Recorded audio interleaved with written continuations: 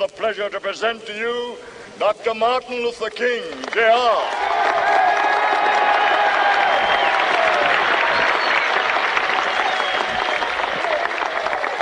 I am happy to join with you today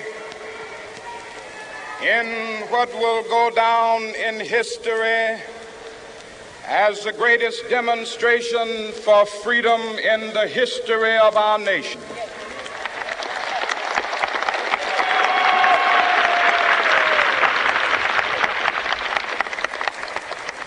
Five score years ago, a great American in whose symbolic shadow we stand today signed the Emancipation Proclamation. This momentous decree came as a great beacon light of hope to millions of Negro slaves who had been seared in the flames of withering injustice. It came as a joyous daybreak to end the long night of their captivity. But 100 years later, the Negro still is not free. 100 years later,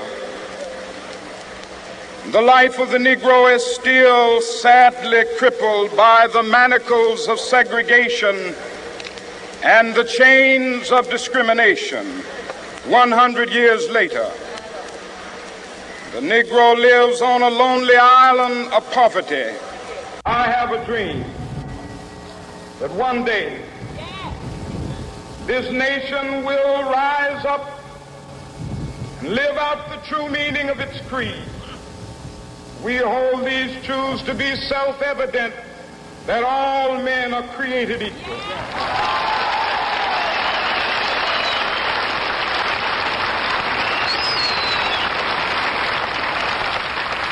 I have a dream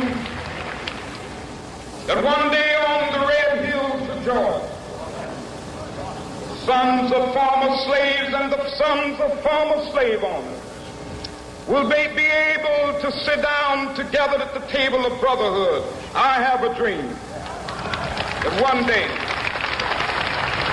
even the state of Mississippi, a state sweltering with the heat of injustice, sweltering with the heat of oppression, will be transformed into an oasis of freedom and justice. I have a dream.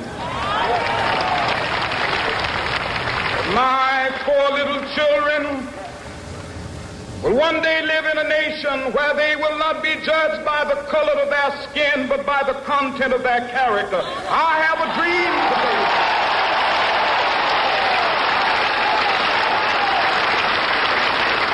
I have a dream that one day, down in Alabama with its vicious racists, with its governor having his lips dripping with the words of interposition and nullification. One day right there in Alabama, little black boys and black girls will be able to join hands with little white boys and white girls as sisters and brothers. I have a dream today.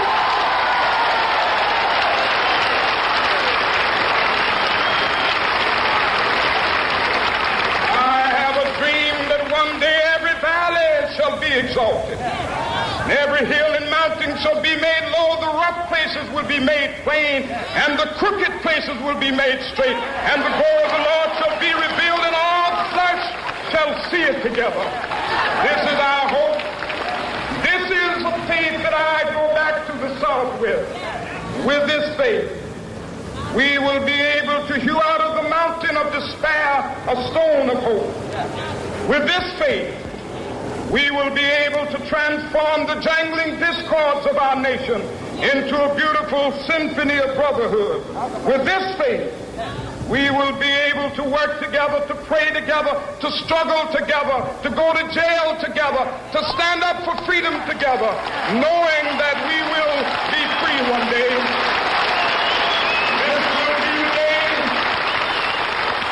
This will be the day when all of God to sing with new meaning, my country, tears of thee. Sweet land of liberty, of thee I sing.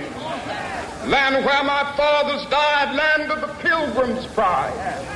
From every mountainside, let freedom ring. And if America is to be a great nation, this must become true. And so let freedom ring. From the prodigious hilltops of New Hampshire, let freedom ring. From the mighty mountains of New York, let freedom ring. From the heightening Alleghenies of Pennsylvania, let freedom ring. From the snow-capped Rockies of Colorado, let freedom ring. From the curvaceous slopes of California. But not only that, let freedom ring from Stone Mountain of Georgia. Let freedom ring from Lookout Mountain of Tennessee. Let freedom ring from every hill and molehill of Mississippi, from every mountainside. Let freedom ring, and when it happens,